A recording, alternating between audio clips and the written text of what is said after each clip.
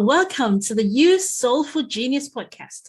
Today on You Soulful Genius podcast, I've got Ronnie Loaiza. She is a fab after 50 women wellness coach. Ronnie helps women to be strong, sexy, fit, and confident. She helps them to create better lifestyle habits, to have time and energy for fun, family, fitness, career, and thrive. I know that you are also waiting to hear from Ronnie because she's got so much to let us into today. So I'm going to give it to Ronnie to introduce herself, tell us all the magic she brings to the world. Thank you so much for coming on the show today, Ronnie. I'm really pleased to have you here. Rita, thank you. I love speaking with women, men as well, just about not only thriving, but okay, where do you start? All right, I'm a Fab After 50s women's wellness coach because I'm 56. I just turned 56 this summer, and the main thing is health. And health is comprised of not just fitness and exercise, nutrition, but mindfulness, a vision, a mission, self-care. It is comprised of everything. And you know, Mudiat, isn't it different when you were, I don't know, a teenager and you had the whole world just at your doorstep and you had all these dreams and all these giggly moments and of course all these fears. And in your 20s, you're just like, okay, what am I going to be when I grow up? You know, and what am I striving for? Well, things change and evolve. And that's why people always say, if I knew then what I know now, wow. You just have all this wealth of experience and skinning your knees and emotional bruises. So, you know, what my vision was in my 20s, and I don't know about you, has really grown and evolved. And it's like, wow, I'm a strong, powerful woman. We all are. So for me, health and nutrition has evolved. You know, back in my 20s, I just wanted to look good by the swimming pool, right? And I just wanted to look cute in that mini dress. But now, for me, strong is sexy, strong physically, strong in my constitution, strong in my mindset. So that's why I'm evolving as I go. So please, help me to stop and ask questions if you'd like. But I do want to say that I was not a big athlete or into fitness or a gym rat or anything. No, I mean, I danced as a young girl. I took ballet for 9 years, and I was a small town ballet company. But really, I was the last one picked for softball or dodgeball. And I got to be a personal trainer in the ripe old age of 46. Wow. Because of some health issues. I was just aging and I started to feel it. I started to feel it in my hip. I started to feel it in my glutes. And I came to find out that I had degenerative disc disease. Well, as you get older, especially in your 40s, you start losing that liquid in between your vertebrae. And that's degenerative disc disease. And I'm pretty short. In the UK, I forget how much I am. I think I'm 63, what would you be, millimeters? I'm 5'2". Or so I'm 62.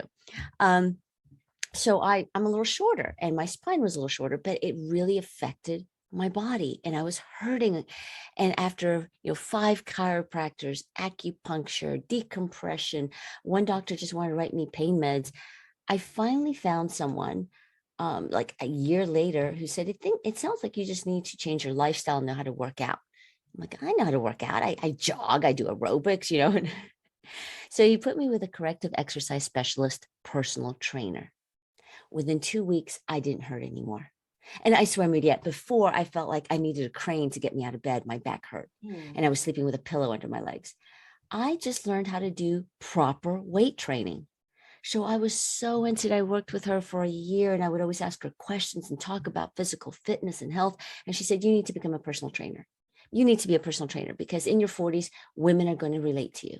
You're your own walking billboard. Well, I was like thinking about it. I'm like, I don't know fitness. I'm not, I'm not one of those bodybuildings or swimsuit competition kind of girls. But then, I thought she was right. I woke up one day and I thought, what do I want to be when I grow up next 20 years? I think I want to be a personal trainer. So I've been a personal trainer for the past decade. And I started coaching, and that's different, women at the onset of this pandemic, but really in the fall. And what I mean by coaching is really listening and being present and starting to ask people, whatever it is for them. I won't get too detailed, but whatever is coming up for them and in their lives. What happened is a lot of women, especially last summer and in the fall, we went through a lot of changes. And even if you pulled your big girl pants up and took care of business, there was anxiety in your body. Sure. Because you're taking care of new things with that pandemic. And for most of my clients, the kids were home and going to school on Zoom, and the partners were home, and everybody was working off the dining room table. And there was just a lot to take care of. Things have changed since then. But back then, way back then, not even a year ago, women were trying to keep their jobs, whether they were the boss, there was a CEO and they had to take care of business and like change the whole structure around, and people were depending on them, or you just wanted to be available all the time, and there were no barriers. You were still answering emails at 9 p.m. because you didn't want to lose your job. You didn't want to be indispensable. So we went through a lot last year, and I was really there talking to women, and I've become a coach. Mostly what that is comprised of is having women really see, okay, what is troubling you? But you have to start at the foundation. Go back to like when you were your 20s. What are your big dreams? But mostly set your mission statement. Who do you want to be? Not what do you want to be? Not a title, not a walking resume. Who do you want to be?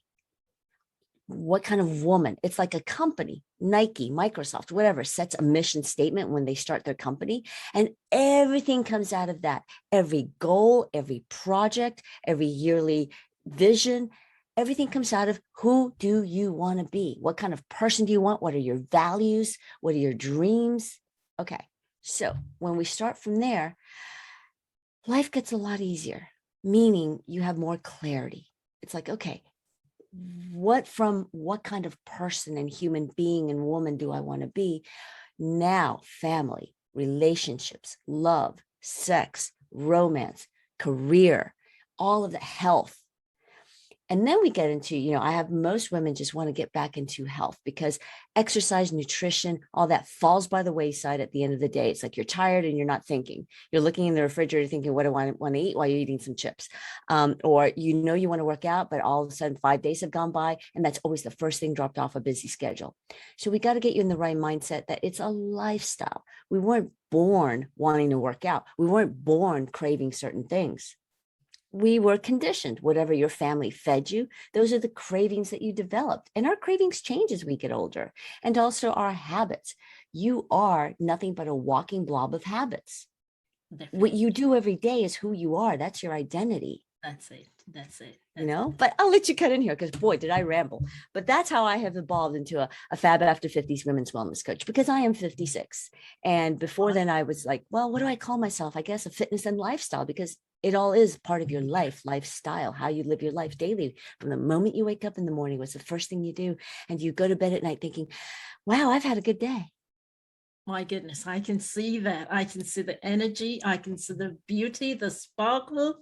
Goodness, that is so beautiful. And thank you for everything that you do. So I was just asking, you started this health and wellness journey about a decade ago. And so when you started at that time, did you have a mission apart from you wanted to help yourself? Did you have any other mission or did you have that vision, seeing yourself where you are today? Well, when I started over a decade ago as a personal trainer, I just became one out of being in public relations, and I was a journalist. And so I had nothing to do with fitness, but I learned, and I guess it was what made me a good reporter at the time, is I always asked why, and what I didn't know, I would find out. And I wanted to disseminate that information and correct information, right? So it was a perfect transition to being a personal trainer, because I wanted to help women who just, and not just women, but men as well. I mean, I trained men for many, many years. Now I've gone more the road of women, but I wanted people to know how to exercise. That was back then, how to exercise and how to exercise properly. You don't have to spend hours at the gym, and you don't have to hate it. Plus, I was experiencing tendonitis, tennis elbow. No, I didn't play tennis, but that's what we call it. I was experiencing a bad knee. I've gone through everything in the past decade, from a torn meniscus to having overcalcification in the hip. So they thought they had to do hip surgery. When they opened me up, they just found overcalcification. So you can have too much calcium. Also, I tend to have osteopenia, which can turn into osteoporosis. So I have to really watch it. And weight training is what saved me, because that boosts your metabolism. I mean, we're going to get into all that, but it boosts your metabolism so that it helps your bone density. Metabolism isn't just to burn fat.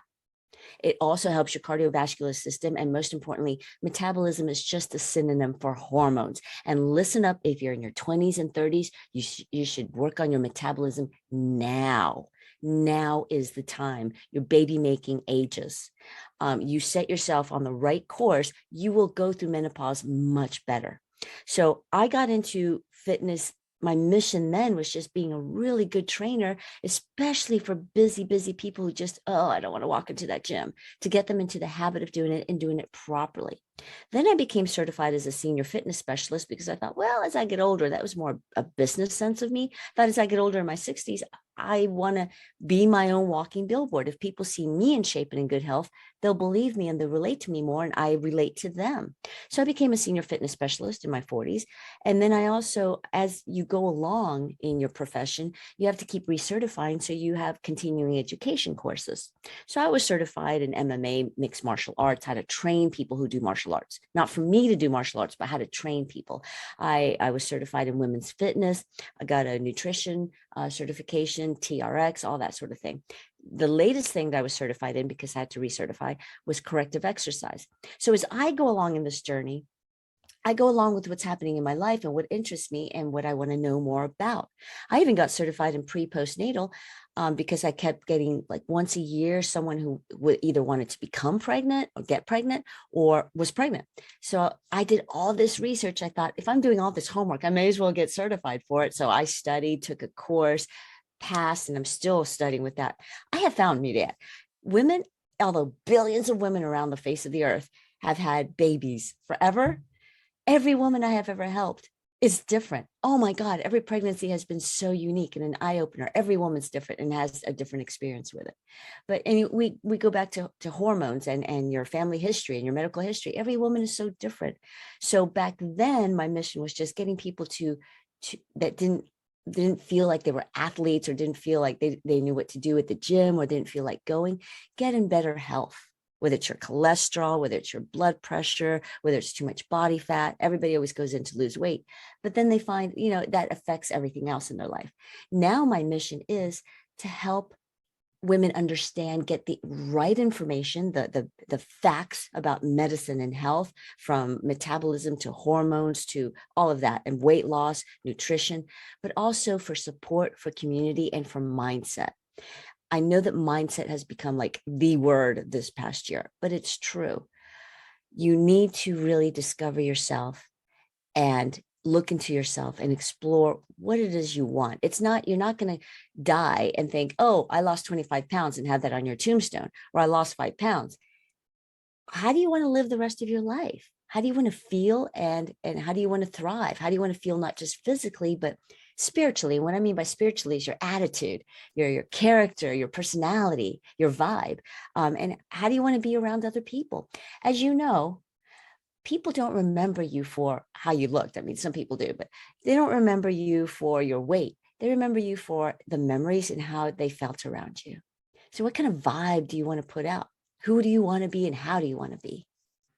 Definitely, definitely. That is really, really core, to who we want to be and how we continue to grow and evolve. You said something about metabolism. I've heard, because I'm over 40, and I was once told that it is a lot difficult for you to lose weight once you get to 40. But you talked about, when even in your 20s, you need to start working on your metabolism. So how hard is it for women? Let's start with women 40 and above. How difficult is it for them to begin to manage their health if they have to wait until 40? What complications may come? What's the cost of having to wait till late to manage your health? Whatever age you are right now, start today. Whether in your 20s or your 30s, especially in your 30s or your 40s or your 50s or your 60s, you can boost your metabolism at any age, at any fitness level, whatever your medical condition is, if you have one. Boom, bottom line, end of story. So how difficult is it? It starts in your mind. You have to get informed. You have to get the right information. And then you also have to look at your habits and your lifestyle. So, I mean, we could have a whole 2 hours on just metabolism. But basically, I mean, I wish in my 30s I had eaten a lot cleaner. I started eating more clean. Now, I'm not an extreme, oh, just eat, whatever, follow one thing, just keto or just paleo or just raw. No, every diet in the world works if you do it. Diet just means calorie deficit. And some people hate the word calories. I don't know why, because it's just a mathematical ratio. It's how much energy you burn, period, end of story. So that's also, you have to wrap your mind around. It's like, don't hate calories. It's just a thing that you control. You know, whether you eat 100-calorie banana or you eat 100-calorie Twinkie, the Twinkie's going to go through you really fast, and then you're going to be hungry again. All right. So to set your metabolism and to boost it, especially towards your 40s, because your hormones are changing, you just have to look at, okay, how many calories does my body need to just survive? Okay. Look at it that way. And then you have to work your muscles, not just cardio, and also eat cleaner and more macro efficient, meaning nutrition packed food. Because when you eat a lot of crap, your body doesn't need it. It gets rid of it, but your brain and your body are still going, I still need food. So you probably eat more. So to boost your metabolism, the first thing I think is you should look at what is my not just your BMI, but what is my body fat percentage? Everybody thinks, or they go by the BMI, the body mass index. Yeah. You and I and somebody else, a third person, could have the exact same BMIs. It's just mass. How much we're just big walking blobs of mass. We all could have a BMI of 22, let's say, just throwing that number out there. One of us has a body fat. How much of that mass is body fat? Yeah. Okay, so 17% body fat. Woo, that is lean. That is great. You work out, you take care of yourself. 22 to 25% body fat of that mass is fat. You're healthy. You're okay. You're average. 32% of that mass is just fat. That's obese. So we could all have the exact same BMI, but how much of that mass or your body is made of fat? Look at that. Then you have to see, well, am I working my muscles? And that doesn't mean bodybuilding or just weight training. It means working each muscle in your body minimum twice a week. So some trainers say do a full body workout with every single muscle 2 or 3 times a week. I like to do it because I don't like to spend more than half an hour working out, sometimes 45 minutes, sometimes 20 minutes. I like to do 2 major muscles a day. That's it. Like today's just glutes. Tomorrow could be biceps, chest, and shoulders. That's 3 muscles. One day triceps and back, and then I throw in calves and abs. Know what I mean? So because I like to spend less time, but every day. So you get the right training, you set the right schedule, because when you work your muscles, they need to recuperate. And they tap your metabolism going, hey, feed me, I need energy. So for 24 to 48 hours, your muscles are burning fat because fat is energy. That's revving up your metabolism. Your metabolism is working for 2 days, feeding those muscles so they'll recuperate. Now, cardio is important for your cardiovascular to take oxygen and all the nutrients around your body. But just calorie burning, unless you do HIIT, HIIT is high intensity interval training, or now it's called high intensity continued training, or unless you do something intense like sprinting and all that, and a lot of it, you're not going to burn as much calories as you do weight training. So cardiovascular is important for your hormones, yes. And you have to, the way you work your cardiovascular system is you get really, really high. You have your heart rate go up and then back down, up and back down, up and back down. But just doing cardio, and how most people do it, are they get on the treadmill and you see them on their phones and they're texting, or they're reading a magazine, or they're listening to something. Then they'll break into a little jog or a little stride on the elliptical, and then they go back, or they stay on the bike for the same pace. No, that's nice. You burn 300 calories, but that's it. And then once you get off that bike or that elliptical or that treadmill, it stops. It's like when you're driving your car, you're burning gas. You turn off your car, it stops burning gas. It's not like weight training. When you work your muscles, you're burning gas for 24 to 48 hours. So you need to comprise of both. Now, cut me off when you need to, but metabolism is also comprised of sleep. Oh my God, I don't get enough sleep. I know I sleep only 6 to 7 hours. I'm in bed for about 7 hours, but I know me. It takes me a good half hour to fall asleep. I'll be reading something. In the morning, my eyes pop up and I start thinking before that alarm goes off. But women especially need to sleep. So start that now in your 20s and 30s. I know I used to study at 10 at night and stay up till 1 in the morning. I wish I knew then what I know now.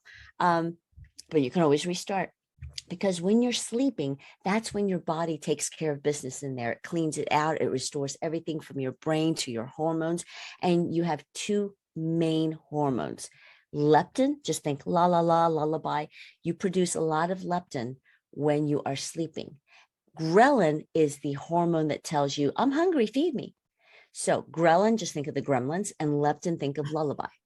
All right. So when you sleep, your body produces more leptin, telling your metabolism, don't feed. I'm not hungry. I'm not hungry. We're sleeping. We're hibernating. We're taking care of business inside, restoring everything and repairing so that you're not hungry overnight. But most people who don't sleep enough, they get 4 or 5 hours a night, they have more ghrelin because their body was producing ghrelin, plus you're awake and then you start producing more ghrelin. And so have you ever had like moments of you think, oh my God, I'm so hungry. Oh, I need some energy. So you keep drinking that coffee, you eat that energy bar, you pick up the chips. It's not that you need energy from food. You needed more sleep. So that boosts your metabolism if you get enough sleep. Also, when you sleep, leptin helps bone density, back to that bone density, which is really important because as you get older, you start losing not just body mass, which are your muscles, you start losing bone density. So as we get older in our 30s, not so much, but you start losing a little bit of body mass, which is muscle mass, I should say, not body mass, muscle mass. So if you're losing muscle mass, you have a lower metabolism. That's what happens. So then you start getting more body fat. In your 40s, that's when it really kicks in. You really start losing muscle mass. So that's why you need to work your muscles. Also, you start losing bone density. That's why you need to do some weight training. And jogging and all that it does help in your bone density, but not as much. And again, cut me out when you have to, because I can go on forever with this. But in your 40s, start boosting it up. Now, I help people in their 50s, in their 60s, boost their metabolism, and boom, we get there. It's just metabolism is a synonym for hormones. You can re-gauge your hormones.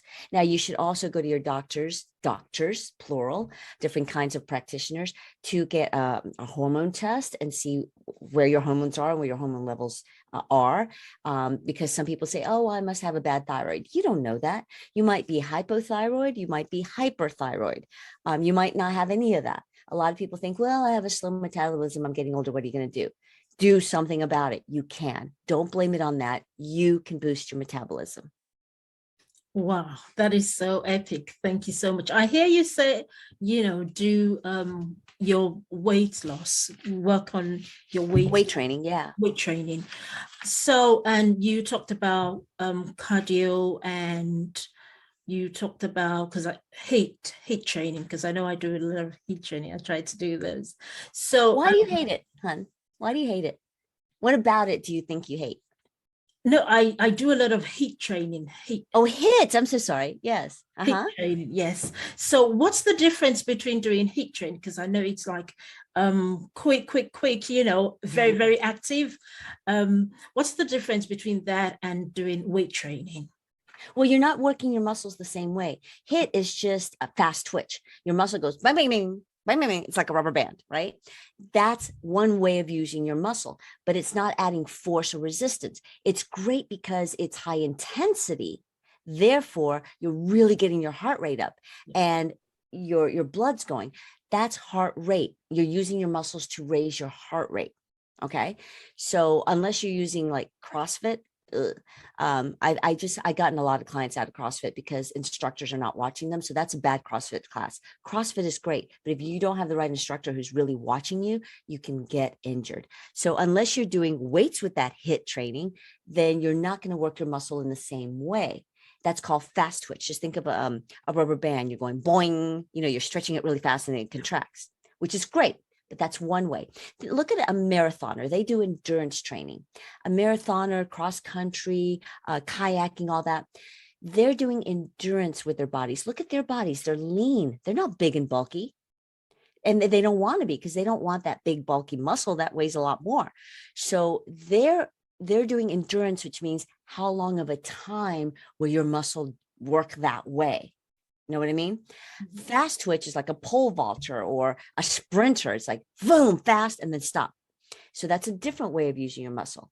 In weight training, you put force on it, whether it's using a resistance band, your body weight, and then the plates and the cables and all that. You're making it take on more weight and going, oh, I got to push this force or I got to pull this force. Okay. So there are three different types. There's power, there's endurance, which is length of time, and then there's force, which is strength. That's the difference. You need all of them. Like I hate sprinting, but once in a while I'll do a sprint. Like I'll do a month of just sprints, or I'll do a month of just jump in that pool and do fast laps, just to get my body going. Oh, this is different. You know what I mean? And to be able to do it. That's why variety is key. Variety is key. People that do nothing but yoga, yoga is beautiful and wonderful, and it's great, especially for the breathing and the flexibility. But if you just do yoga, that's not enough. Or if you just do Pilates, I love Pilates. It's great core strength. It's great rehabilitation for the muscles, but it's not weight training. And I love weight training, but I know I have to do my cardio. So variety is key. Exactly, exactly. Wow, thank you so much for, this wealth of knowledge you're sharing, because just as you said, there is so much misinformation out there, Yeah. and people need to get it right so that, you can get something that's customed to you to help you and help your health. So apart from, training, physical training, what else can we do to help, women with hormone balances and metabolism? How does for example, you said something about nutrition. How about supplements? Is it any good at all? Of course they are. That's why they came up. Yeah. Well, even our mothers and our grandmothers and our great grandmothers, they, what we now call supplements, they had their great herbs. They were finding out, oh, this helps my tummy. This chamomile really helps. I take this, the ginger, it really helps boost my mind, brain fog. I do want to touch back on in your 30s and 20s. That's when a lot Yeah. of people go with the fads, like the CrossFits and the boot camps and the challenges. This is the time in your 20s and 30s to start finding out what you like to do, because you're more likely to do it the rest of your life, and train yourself so that you can go skiing, train yourself so you can go surfing, find activities. In other words, this is the time in your 20s and 30s that being active and doing some kind of exercise should become a part of your lifestyle, not an added thing. And it helps you in your studies and in when you start entering your career. Exercise actually helps your hormones, helps your productivity. That's been proven, your clarity of mind and your attitude. So that's great at any age for every woman. As far as supplements, and this is why before I said talk to your doctors, because I do believe me that in having everyone that's in your health team be a team. In other words, not just your OBGYN, but your internist, your general practitioner, your medical doctor, your naturopathic doctor, your chiropractor, your acupuncturist, your massage therapist, your physical therapist, your pelvic floor therapist if you're going through pregnancy, heck, even your hairdresser. Everyone should be your team, your yoga instructor, your Reiki master. They should be all working for you. I just have in my coaching, this is what I found, which has really been an eye-opener. We're all smart, intelligent women, but for some reason, we just kind of accept what our doctor tells us, leave that office, and we didn't know anymore. Like, well, did you talk to him about this and that? No, because we don't know what to ask, or we just think they're the experts. It's like, okay, well, my doctor said. Yes, they went to med school, but they did their homework. You should too. We should be our own health advocates and make everyone around us our team. So when it comes to supplements, don't just go to WebMD or go to Google or go by what your girlfriend's doing. Really ask your entire team and then know your body. Know what you need. Like, I don't need calcium. Why? Because I have a tendency to overcalcificate. I have a tendency to just either pee it out or I get too much calcium. So I know my body. Also, as far as why are you taking that calcium? Why are you taking creatine? I don't know. Somebody said it was good. Creatine is like all of a sudden people started taking it to work out because they thought it would burn more fat. Yes, creatine helps your liver. Your own liver creates creatine. Bodybuilders started using it because it helps them, their own bodies create the creatine. You know what I mean? But know why you're taking something. Don't just go by the ad or because your friend said, hey, this will help you burn fat or this will be a metabolism booster. Well, what makes it a metabolism booster? You know what I mean? Do your homework. So know why you're taking their supplements and go for that. Like everybody started taking melatonin about 10 years ago. Remember that? Oh, yeah. Whether you needed it or not. It's like, oh, this will help me sleep. And it's natural. It's not a sleeping pill. Well, you can overdo the melatonin. You know, maybe you just need valerian. Maybe you just need chamomile. Maybe you just need vervain. Maybe you just need to turn off the computer and your cell phone and read or meditate or your chant or something. Do that instead of taking something. Know what I mean? So you should talk to a naturopathic doctor. You should talk to your MD. You should do your homework and ask, what is this for? And then supplements are wonderful, but find out what they do and what they're for. Wow, thank you so much. I can see you embody all of this wellness thing, and you're so conscious about it. I have seen women who try as much as possible. You know, they get at it. I want to be healthy. I want to be well. I want to manage my health and be okay, that sort of thing. And then they stop. They get at it, they stop. They just can't continue. They can't maintain, you know, being steadfast on becoming as well and as healthy as they would like to be. So what can you say to them? How can they, you know, just get into that journey and just continue to be as healthy and well as they want to be? What can you say to them, please? The thing I'm finding and what turned me into a coach, I say my clients turn me into a coach. They body slam me into, no, they lend me an ear. The common thread I find is you can't do it alone. As much as you think I'll work on my own, the price you pay is the cheaper you are or the more lone wolf you are. If you think I can do it alone, I can follow this online, I don't want to pay a trainer, or I don't want to pay a coach or a lifestyle coach, or I don't want to spend money, or I don't want to spend time. Time is of the essence. You pay the price later. People need support. Human beings need mental, emotional support. I can see objectively, Nita, where you can tweak something, you need support in something, even though you probably know all this. And then you can look at me and say, Ronnie, I support you in this. I support you in this. That's why accountability buddies and coaches have become so wanted. I mean, people are really seeking the help of coaches because they can't do it alone. I mean, look, we just watched the Olympics, right? I was listening to an interview of this swimmer who, I mean, you think about it. They exercise, they train and they work out every day. You know, they go to practice. So you think, well, they're the experts. They know their bodies. They know what they're doing, but they need their coach watching them to say, okay, did you feel this? When I heard in the interview her say, my coach, I was doing this lap and my coach's like, well, did you feel this? The word feel really got my attention, because you have to internalize, how did I feel? Where was my mind while they were swimming? You think it's all physical.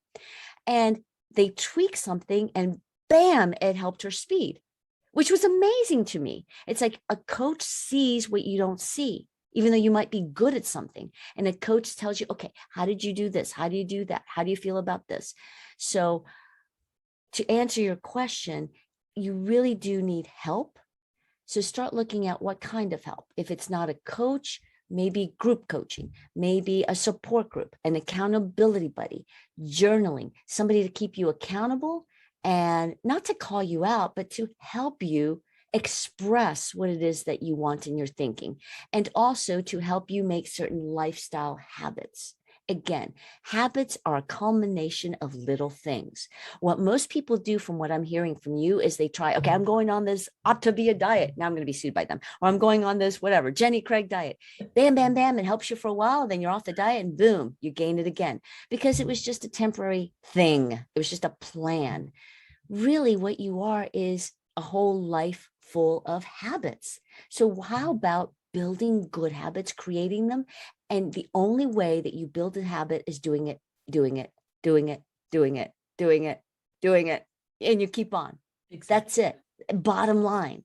So that's where the emotional support and accountability come in, because we do build habits, and you can get rid of bad cravings. You can get rid of bad habits. People do it all the time, but it's by little increments, and that's how you sustain it. Wow. Thank you so much. That is really, really helpful. Thank you so much. You've shed so much, light on that, and I can see your passion with people, helping people and just wanting people, women in particular, and men, I suppose, to be healthy and well. Wow, thank you so much. We're going to be wrapping up soon, but before we do, I'd like you to tell me what makes you a soulful genius. Soulful genius. I've never been asked that. I've never been asked if I'm a genius, other than sarcastic.